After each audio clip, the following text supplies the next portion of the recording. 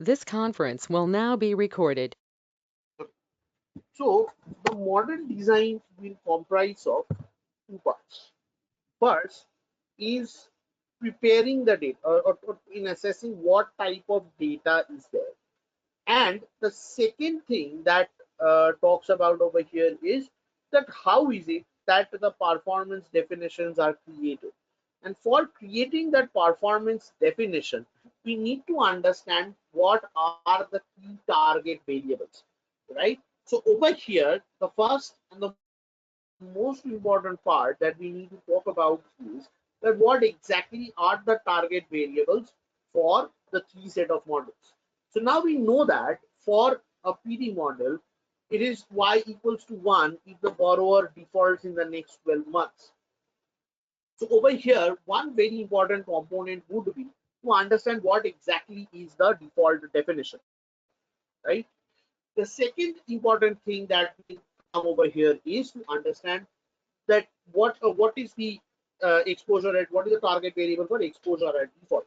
Now, because this is a revolving product, so obviously the exposure at default will be nothing but the target variable for the exposure at default over here will be nothing but your uh, you know it will be nothing but the credit conversion factor, because it's a revolving exposure, and given that it is a revolving exposure, there are two parts to it, right?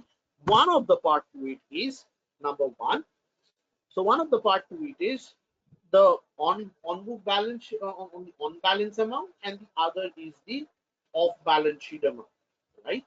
So these are few important things that we would have, right?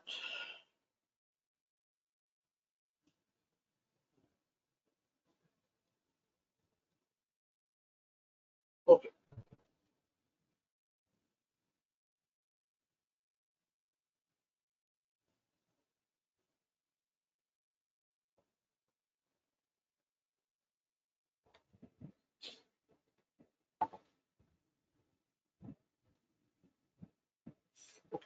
So over here, we need to talk about the target variables. So in yesterday's discussion, we started talking about the concepts of the choice of a model snapshot. But before we go to talk about that, so let's kind of try to identify the key target variables that each of these models would have. So we'll talk about the target variables.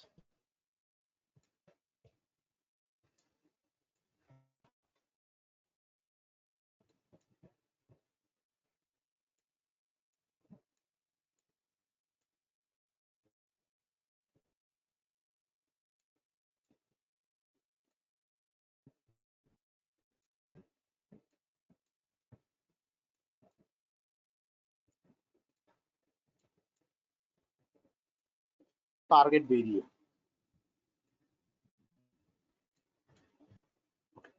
So the target variable for the first constituent model PD is y1 if the borrower defaults. If default.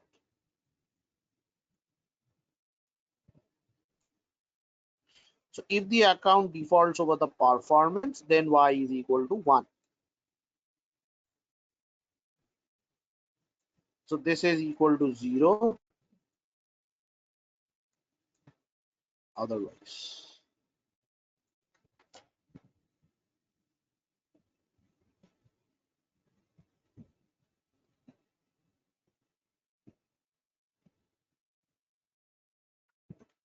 So similarly, the EA model would be target variable for the EAD model would be your CCF.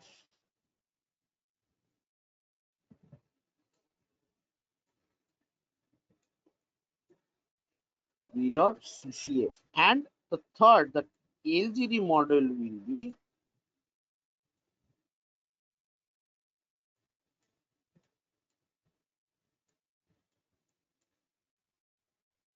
the net charge of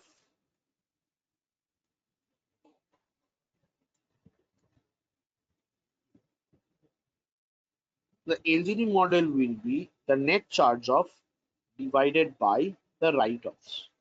So we have the LGD's net charge offs as a result of the exposure.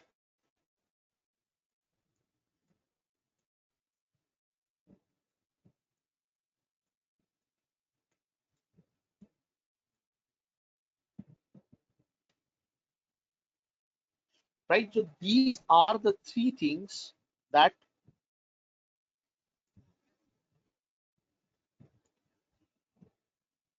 the PDLGD and the EAD. So I have the target variable, I have the PDLGD and the EAD, and these are the three target variables. So before we move on with the model design and we start exploring them, we need to understand.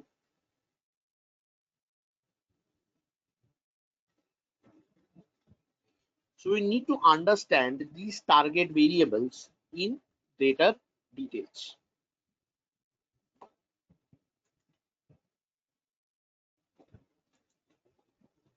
Right.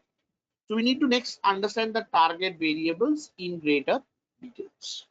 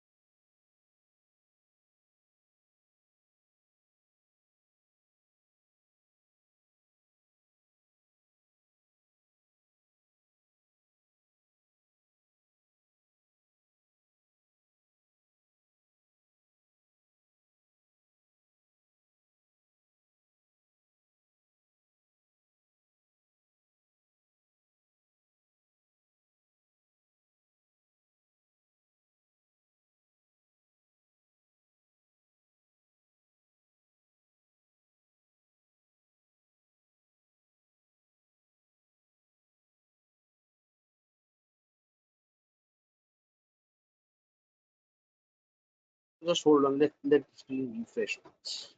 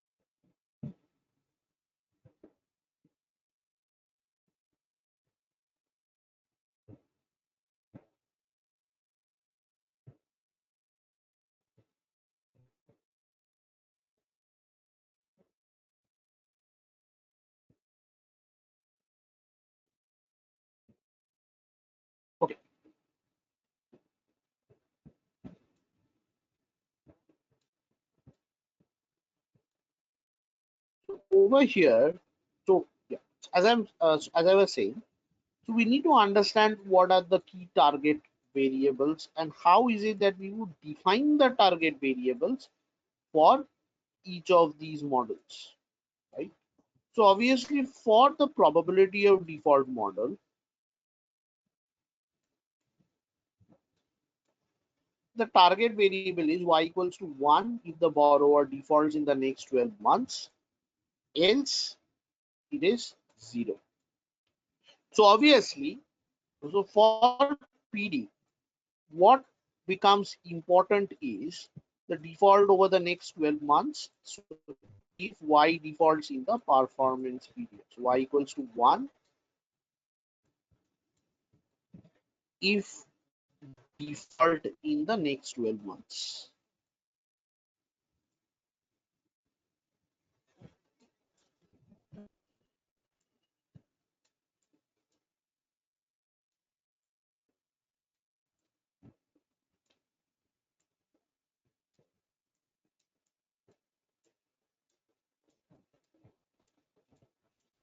In the next 12 months. And the 12 months is the fixed performance period.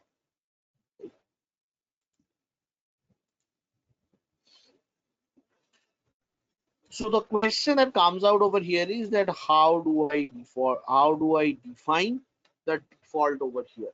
So when I am talking about default, what are the criteria? What are the characteristics which go into defining that default, right? So over here, this is where we need to talk about the concept of the bad definition. We need to understand how is it that bad definition is defined, or how is it that the bad is defined in the Basel books. So this is where we talk about the bad definition.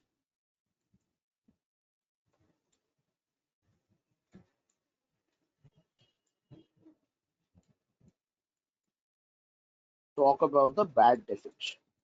Now the question that comes out over here is that how does Basel, or on what grounds does Basel define uh, bad? I mean, how is it that Basel defines a bad? Right? What are the factors that Basel takes into? What are the two broad group of factors that Basel takes into account while defining a bad?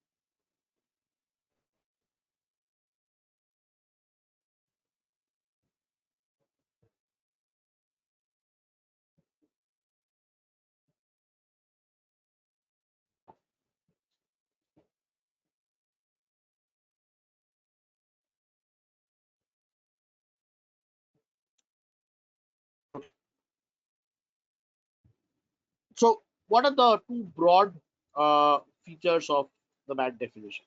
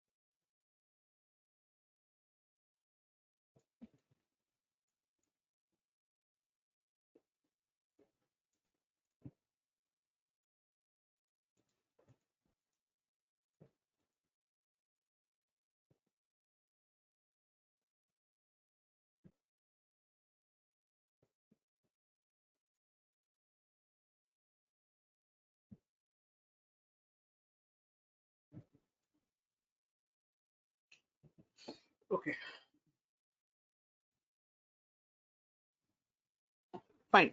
Okay, so on what parameters does Basel define the bad definition? So what are the broad factors of two broad factors which Basel considers for defining the bad definition?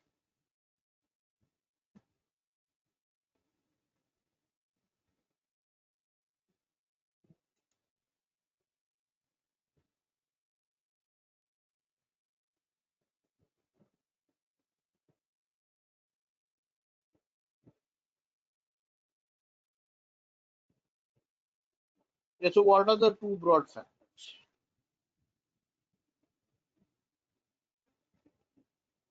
Anyone? No. So Pritam says high roll forward, low roll back. No, no.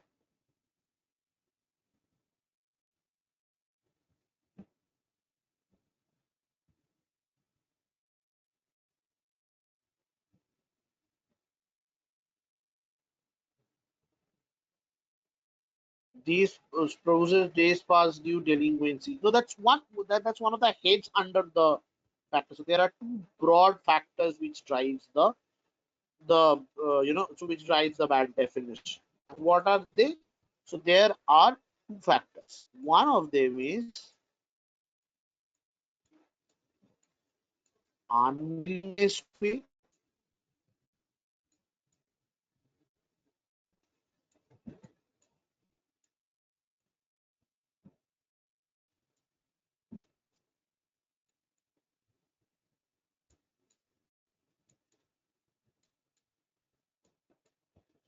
Willingness, and the second is the inability to pay. So these are the two broad factors under which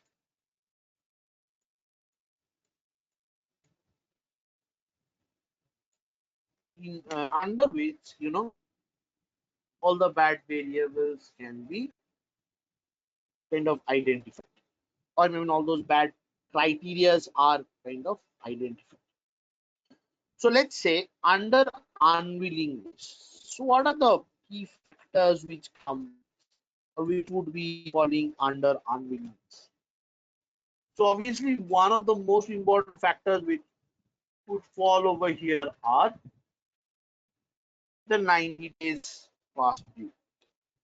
So basically the person is not interested in paying back his dues. So that is why it is a 90 days past due. So 90 DPD is a part of the willingness of the borrower, or it gives you an idea that the borrower is kind of unwilling to pay your debt. So he's not kind of paying back at a regular interval. He's kind of going delinquent. So that's one of the first and the most important indicators. The second that we have over here are the charge off. The second factor that comes under this delinquency, I mean, under definition under Basel is a charge off. So basically, the borrower has not been paying back since has not been paying back since his delinquency period of time. So that is where it is the charge off.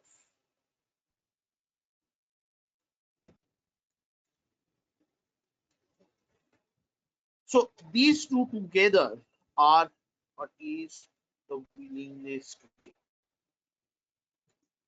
Or these show the willingness of the borrower to, or the unwillingness of the borrower to pay back. So they have not been kind of paying back.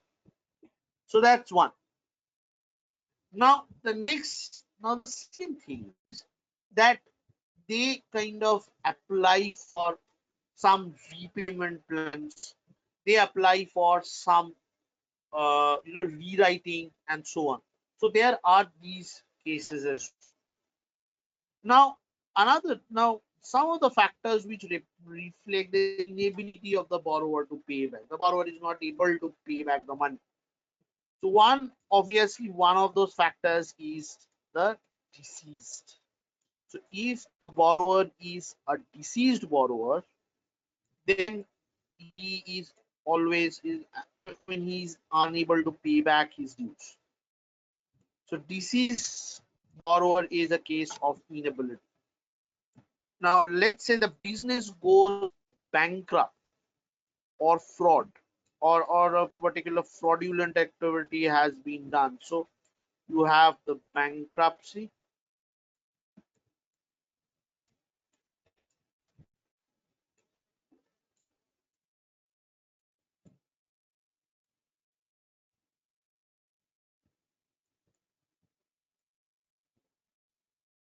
fraud.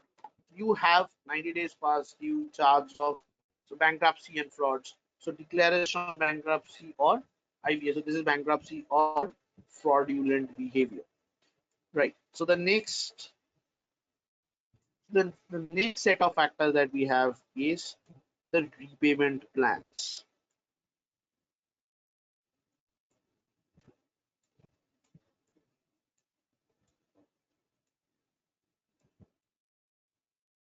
You have the repayment plans. So what are the repayment plans? The repayment plans are where your particular you have taken a loan, right? And a certain repayment plan is and you enter into financial distress. So the repayment plan will kind of adjust to this, right? So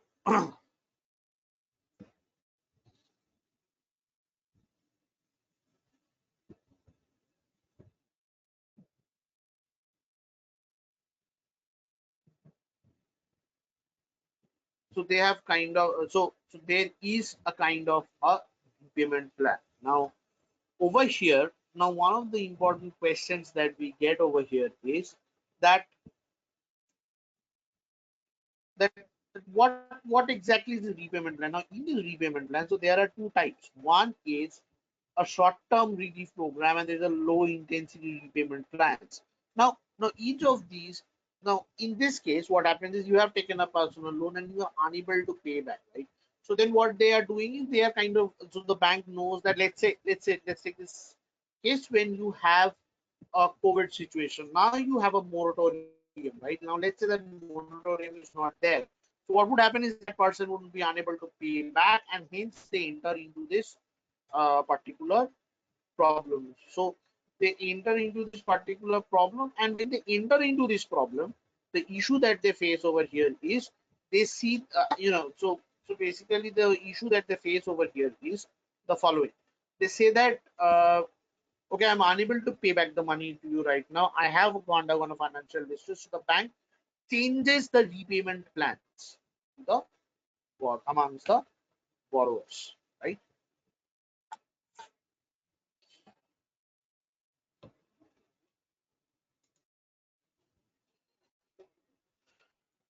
Now over here, yes, so among the repayment plans, there are two broad types of plans which are generally existed. One is a short-term relief plan, right? So over there you are kind of given a short-term relief. Now let's say the moratorium was not there and a person becomes a defaulter, right? So what they say is that okay, I'll kind of give you a short-term relief and you don't need to pay it back in the for the next 3 months. Then after the next 3 months, what you need to do is you need to start paying me back. But when you do pay me back, you need to ensure that you are paying back. So then you need to pay me back the sum plus the right. So that can be a possible exercise. So there is kind of a short-term relief program or a short-term relief plan, or there can be a long-term intensity program.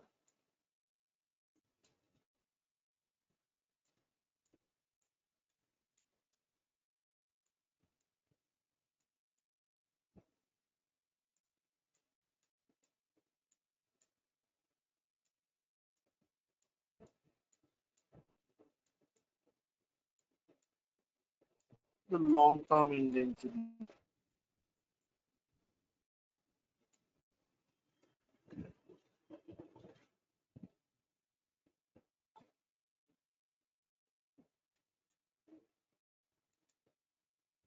bin flag.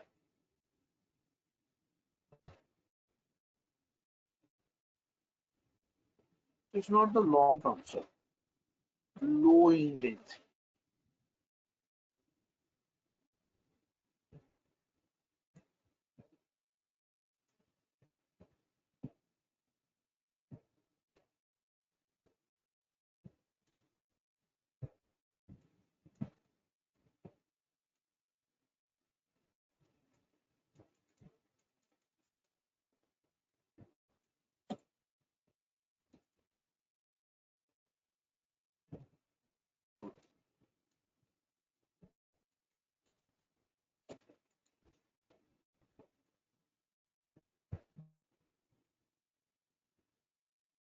Just give me a second, huh? I'll just start.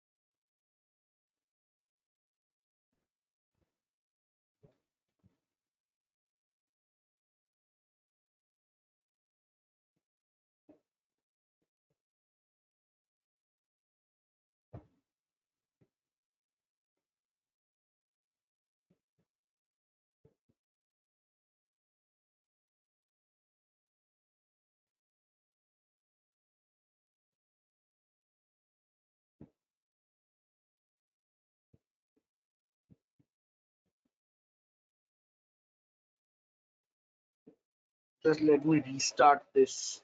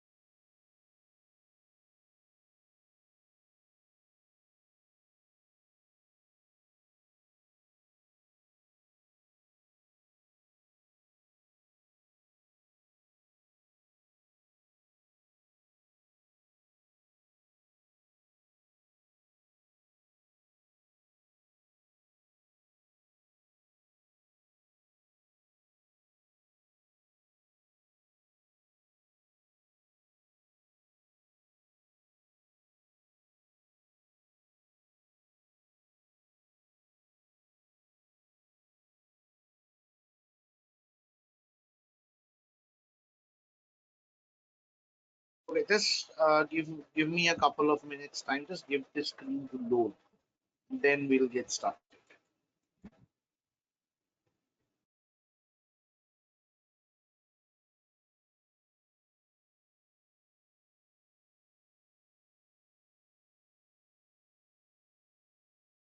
This conference will now be recorded. Okay, so as I was saying, so the repayment can be divided into two parts. So one of them is the short-term relief, and the other is the low intensity repayment plan. So one is called the STRP and the other is called the LIRP, which is the low intensity repayment plan.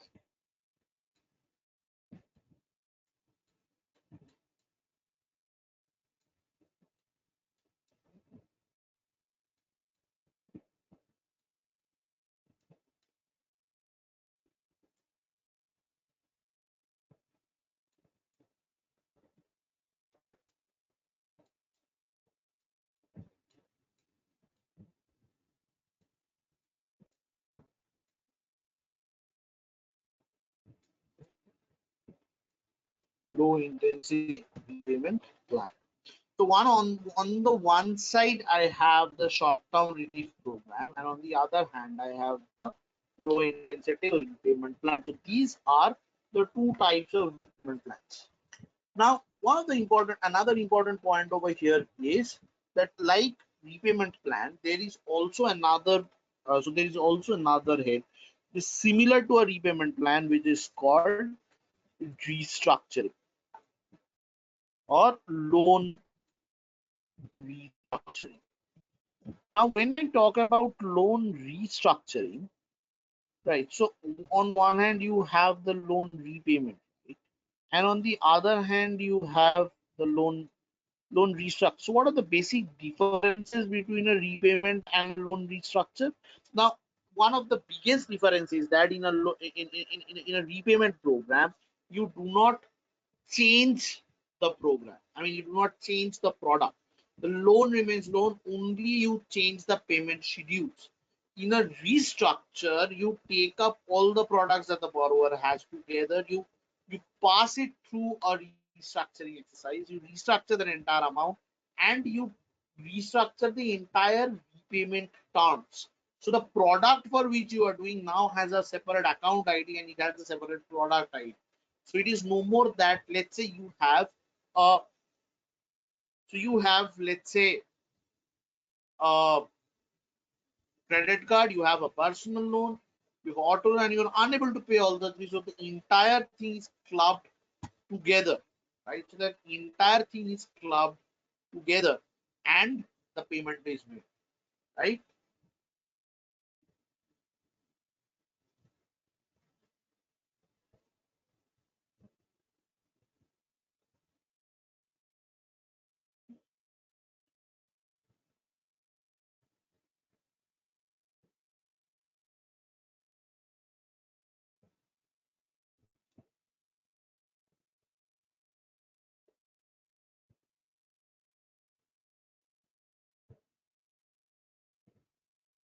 Okay. Now in a restructure, so the restructure is called the LRD. So these are the loan restructure. So we have the access to all the three rates, right? So that is a basic difference between a repayment and a restructure.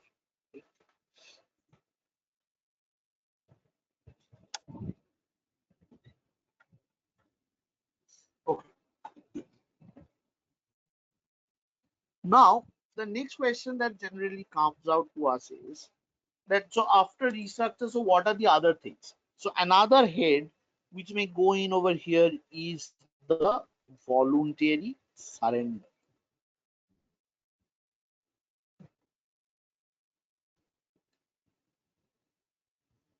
Have the voluntary surrender. So over here, what we are saying is that, okay, the account voluntarily surrenders the asset that he has, and hence so under voluntary surrender, he surrenders the asset that he has, and the bank actually takes the asset for his for their purpose, right? So that's a voluntary surrender.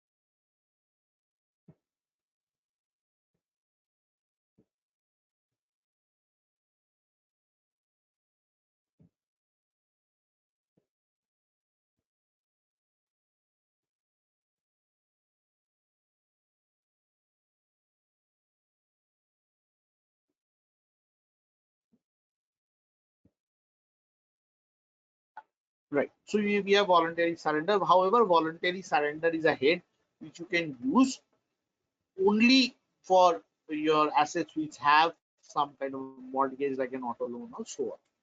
Now these are some of the heads which are mentioned under CRD4. So under CR Basel and CRD4 under the CRR document 178.1.b. So all these heads are mentioned where? So they are mentioned under CRD4,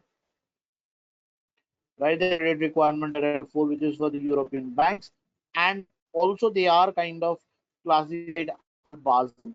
CRD4 a, is the Basel counterpart for use for most of the European banks. So you have CRD4, you have Basel, and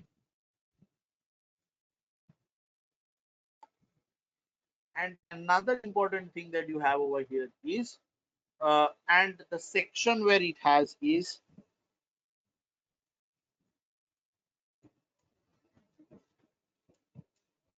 CRR. So section 178, CRR 178.1 point B. So this is the document, or this is the section where these similar or these type of criteria are talked about, and all these heads are given, right? So generally, in an interview when someone asks us that what is the Basel bad definition, so we are very simply like that the Basel bad definition is 90 days past due charge of disease. But however, depending on the nature of the variable, there are multiple figures or multiple facets which kind of qualify for the bad definition. Now when I say charge over here, I also need to include the write-off, or if your account is loan restructured, then it's a separate story. So what we have over here is these things. So we have a charge off, we have a write-off, and so on.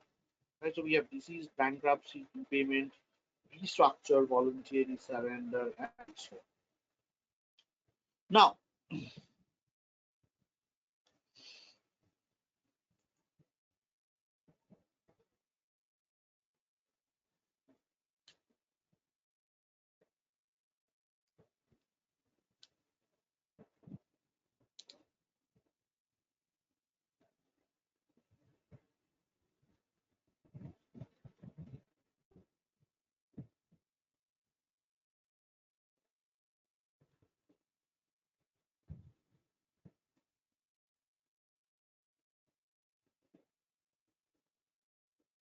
so, so these are some of the hits, right? Okay. So any questions up to this point? So remember one thing, that if a bad definition is asked, you need to put in all these viewpoints, right? So ensure that you have you maintain this list with you, because most of these in most of these interviews they will ask you this bad definition directly, right? However, if you do not have an idea about the bad definition and you just say that okay, this is like 90 days past due charge of write off, so that is not just going to hold, but you have to give the section reference. So it's best you give the section reference, the document reference, and the list of the the heads under which this falls.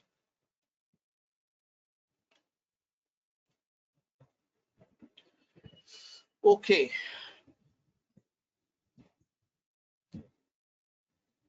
so there are these things, right? So I have the probability of default figures with me now. So this is the target variable. So when I say that the borrower is defaulting, so y equal to default. So if the borrower faces any of these criteria, then you say that this borrower is a defaulter, right? And the next and the most important thing is the next 12 months. Now the next 12 months is the fixed performance definition. is the fixed performance month.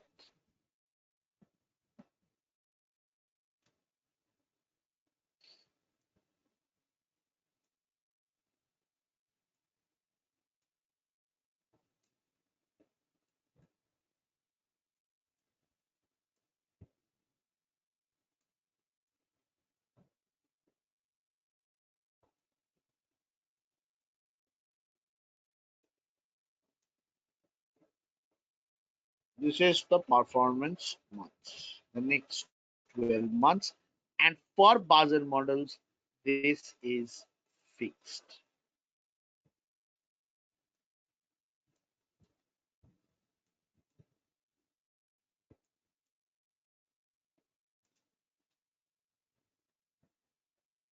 Right?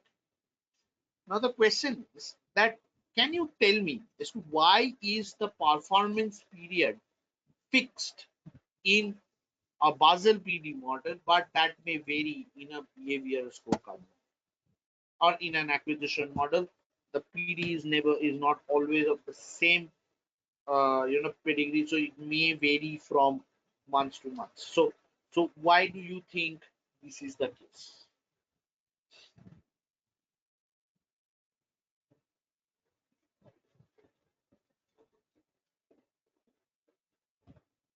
Why is it that scorecards can have a variable performance period, but the Basel fixes it at 12 months? So even a behavior scorecard can have it at 12, more than 12 months, 12 months, 18 months. It can even have 6 months. But why is it that Basel will always have a fixed of 12?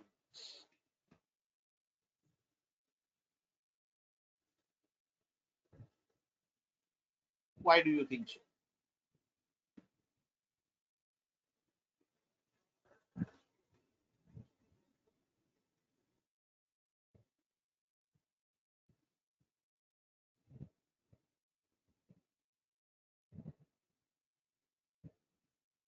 Take a minute to think about this, right? You post your answer in the chat box and then we next continue. So take a minute to think about this and kind of try to answer why, what possibly could be the reason for.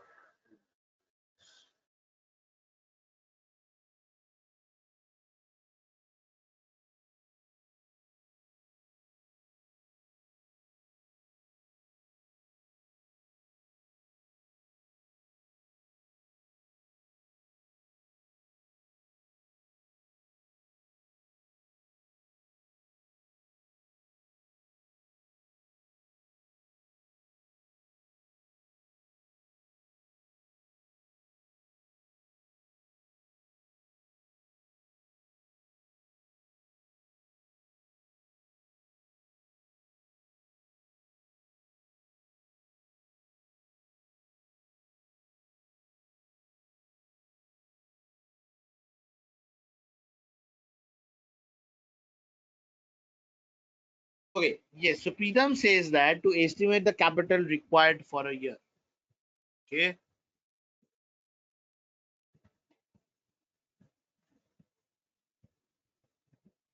So do we agree with what Preetham said? Any other answers?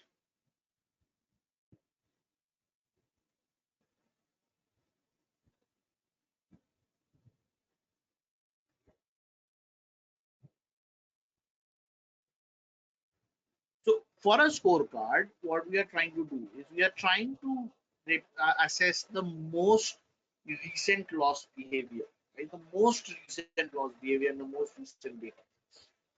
So obviously, in the most recent months, you may have a certain flow across the buckets, right? And that represents in the bad definition because you are to rely on this most recent loss behavior and you are to take certain decisions, right? So this is where, so this is where, uh, so this is where you know the Basel model differs because over there the objective in a Basel model is not to capture the probability of default, right? No matter how important the probability of default model is, and we all talk about developing Basel PP, EAD, and NGD models.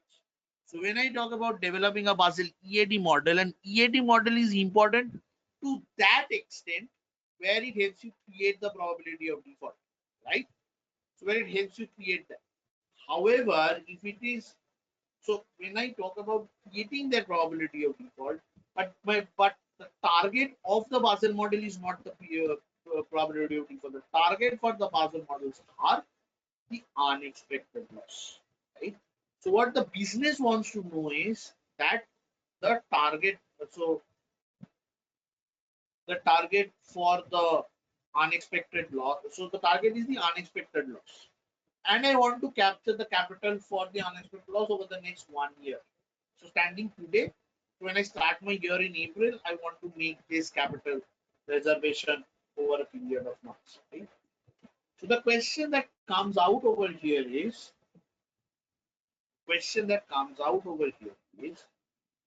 that that in the next 12 months, how much of a capital should I keep, and so what should be the unexpected loss that I need to capture.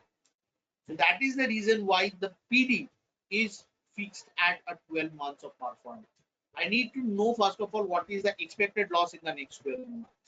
Once I capture that, from there I can calculate my unexpected loss.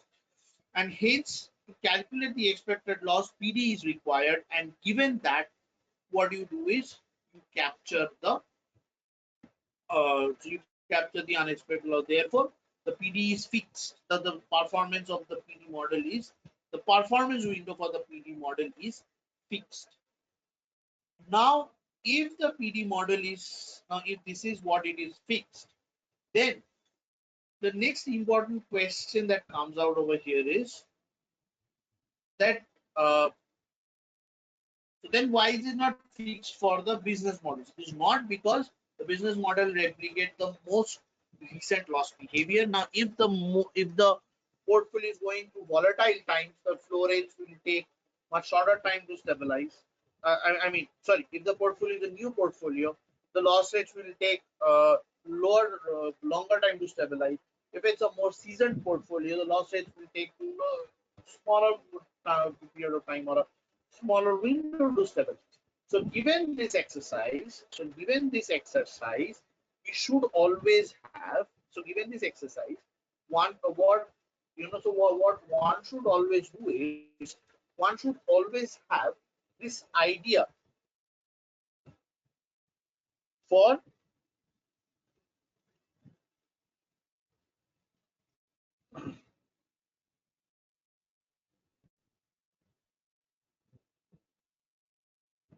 so one should have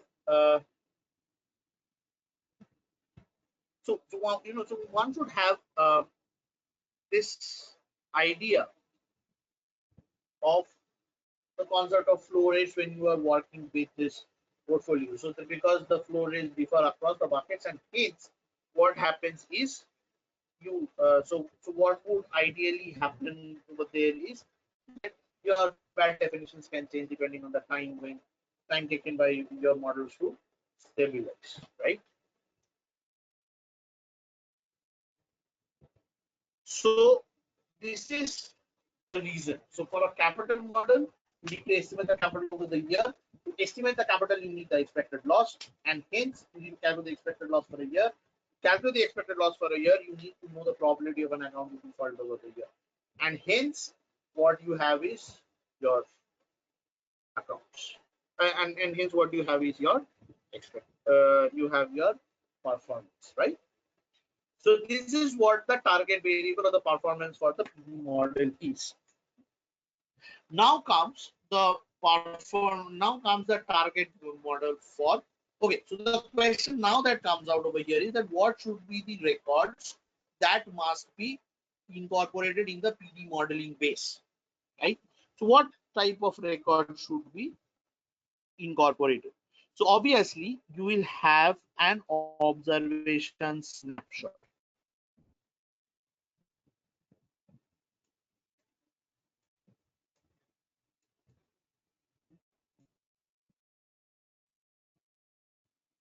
You will have an observation snapshot.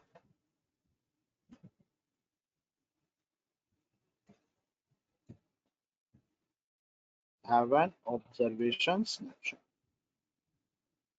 So what should be the accounts which are there on the books of which are there? So obviously the accounts which are active on the books of the bank. So this is the active accounts which are active on the books of the bank as on that date will comprise of your snapshot base. So active accounts.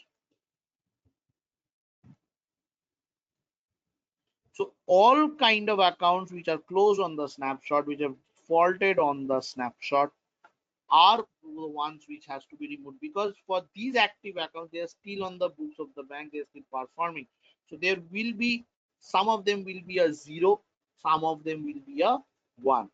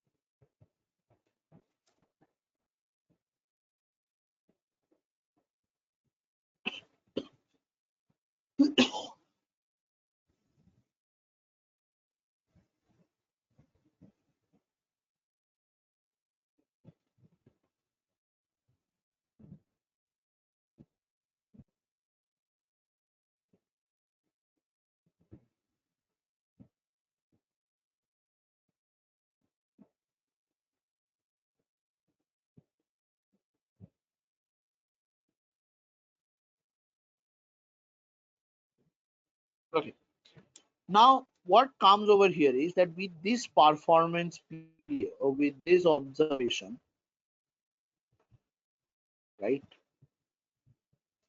we have a performance margin done, and this merging happens for the next 12 months,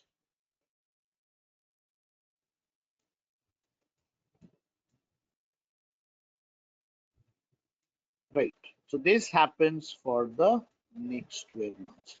So for the next 12 months, what we want to understand is that some of the accounts turn out to be a y equals to 1, and some of them turn out to be y equal to 0. For any of the accounts which are satisfied, so for any account which is satisfied any of these criteria below, will turn out to be a good borrower, or it will turn out to be a bad borrower. So any of them who have not satisfied any of these criteria in the performance are the ones which are to be considered as good accounts. If they satisfy any of these criteria listed below in blue, they are a defaulter in the next 12 months.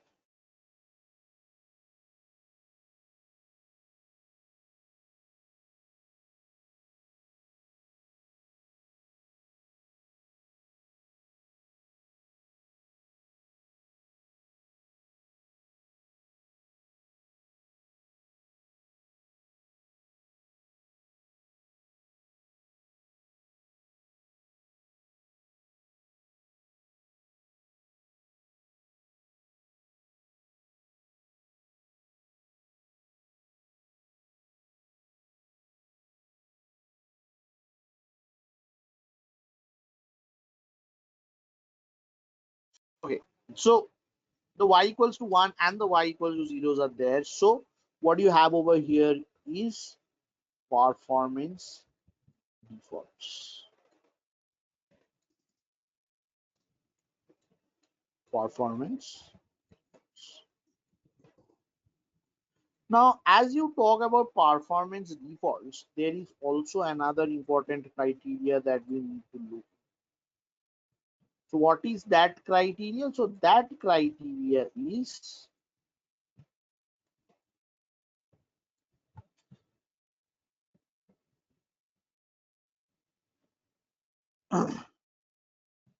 that of performance exclusions. Now, as we discussed, that exclusions can happen at two levels. One is an observation exclusion, and the other is a performance exclusion. So, so assuming that, so when we choose the modeling snapshots for each of these models, right? So we are taking into account those accounts which have defaulted in the performance, more or less which have defaulted or not defaulted in the performance. So active accounts are those. So active, the snapshot comprises of active accounts, right? So any account which is, or any classification which falls outside an account being an active account are removed. So what are the type of accounts which we would exclude over here for the PD model? So number one is closed accounts.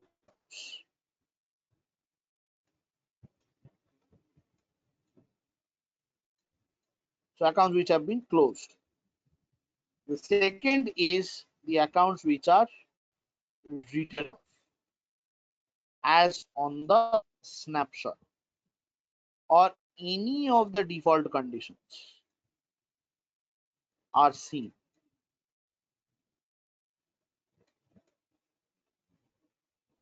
The default criteria is seen.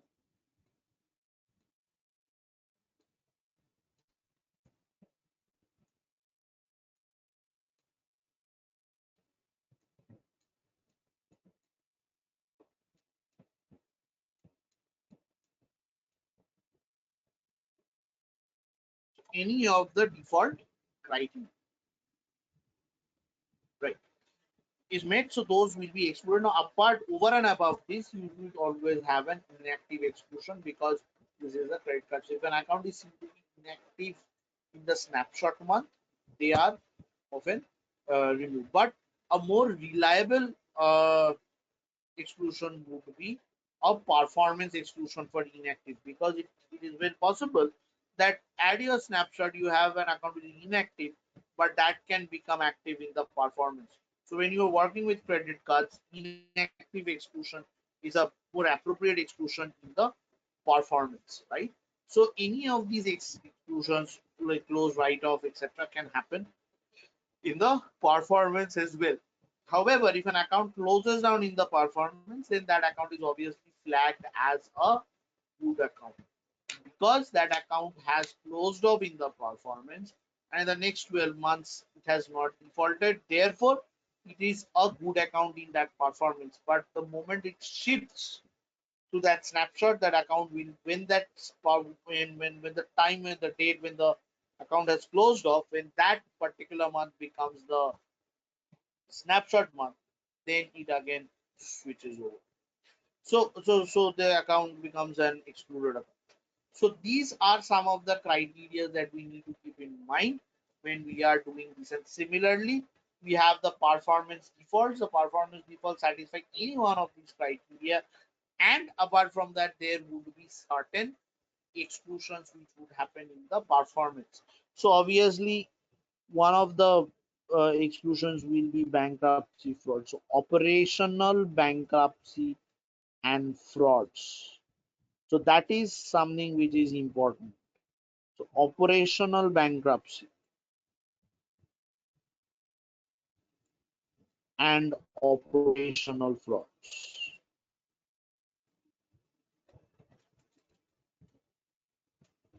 And operational frauds are excluded.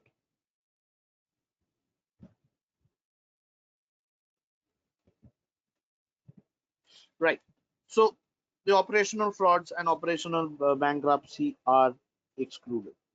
Then you have inactive exclusions. Accounts which have been inactive in the performance is excluded. Accounts which are write-offs, or the satisfy any of the default criteria, they are included. Now, if deceased is, as I told you, right, deceased accounts are often treated as defaults, whereas deceased accounts are also treated as better, so they are kind of treated as uh, better customer. I mean, they are kind of treated as uh, exclusion. So it totally depends on the way these accounts are treated, right? So you will have some exclusions. Now, generally, these exclusions are provided under the group policy or under the regulatory documents of that organization. So you can easily identify how those things are identified, and then you can kind of go and exclude them.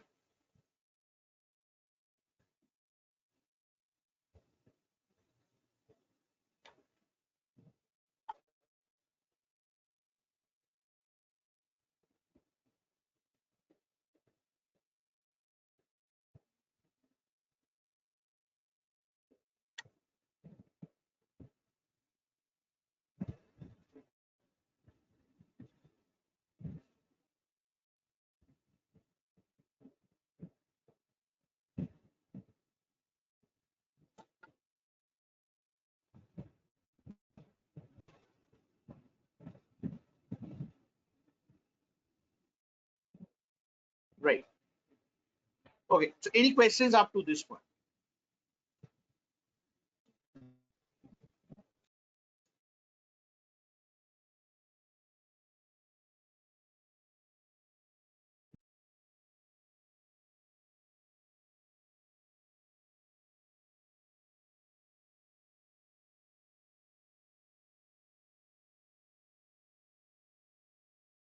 Okay.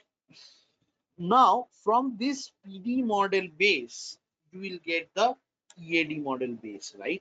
So how would you extract the EAD model base from this particular base? So how would you extract the exposure at default base from the probability of default base of accounts? This is something we have discussed previously, right? So you can put down your answers in the chat box. So how is it that we can you can extract the EAD base from the PD base?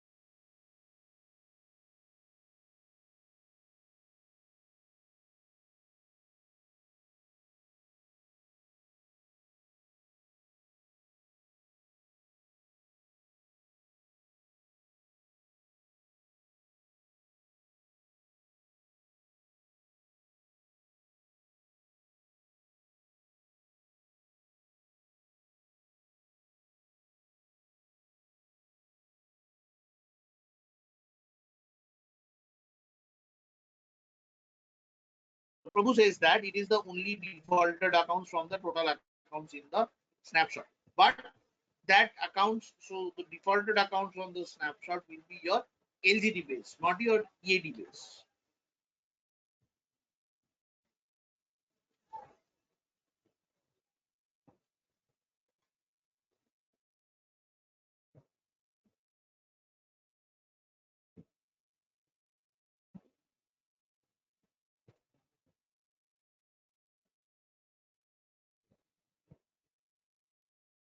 Right.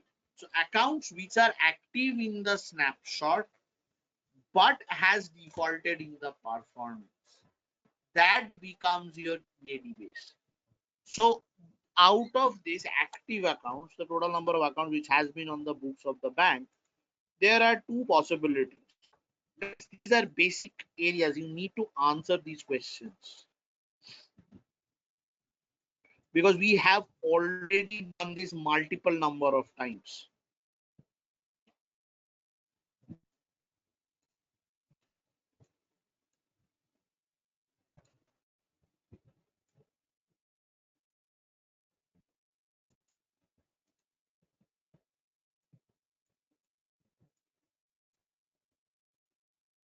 So over here you have two set of accounts. One is y equal to 1 and the other is y equal to 0, right?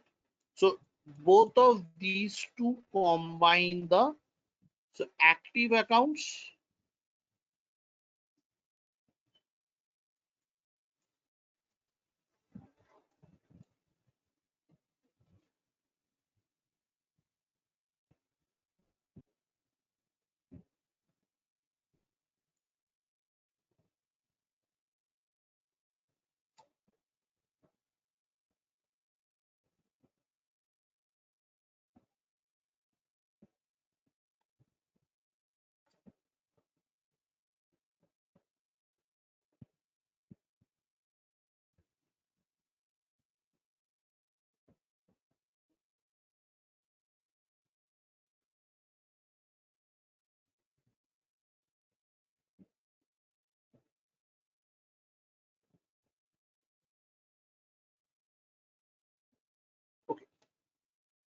Now from this part, you take this. You take the whole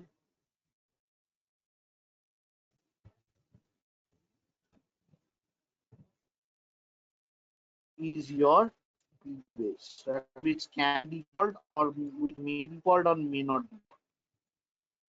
From there,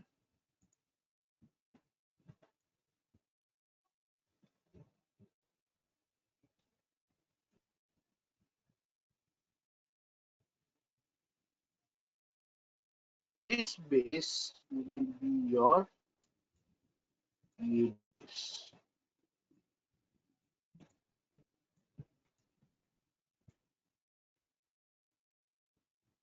Right. So this is your EAD base of. One thing that you can clearly see is that the EAD base is a subset of the PD base. So you create your EAD base from the set of from the PD base. Now the next question that comes out over here is that what exactly is then the target variable of the EAD model. So now over here we need to talk about the target variable of the EAD model. And the target variable for the revolving product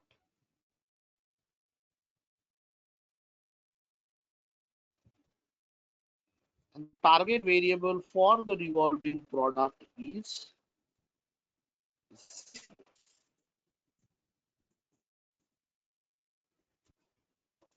or as we call the credit conversion factor. Right? So we have already seen how the credit conversion factor is computed.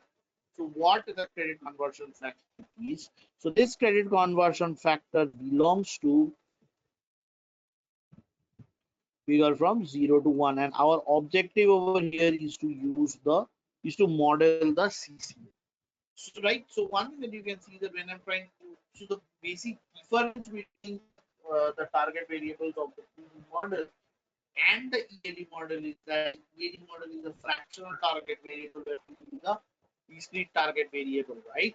So what we want to do over here is, or rather what we need to do over here is want to, or what we should do over here is the following. So we should kind of go ahead and develop. So the next thing is to develop the target variable and a target variable for EAD and to see how what are the assumptions that needs to come in. What are the key sections and what is it that the regulation says about EAD? Because when we are trying to talk about the EAD over here, the exposure at default credit card for defaulting product, right? So there are certain adjustments that needs to be made to the EAD. So because while the process of calculation goes on, while the process of capital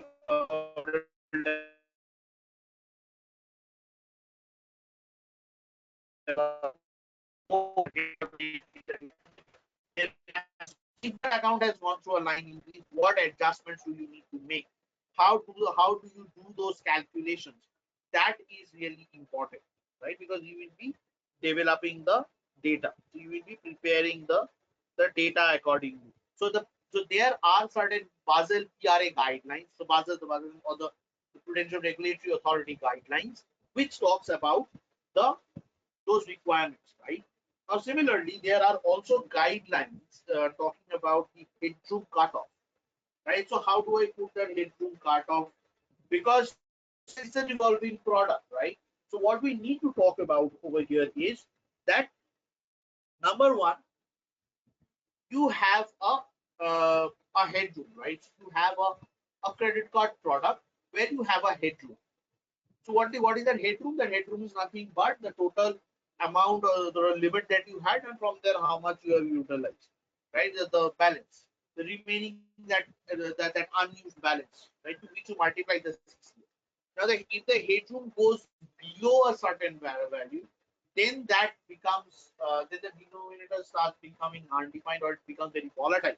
So what you need to do is you need to find out that cutoff below which the account balances are considered or the headroom is considered to be immaterial. So when the immateriality definition is satisfied, the headroom definition switches to another alternate definition, right? So we need to understand how is this done.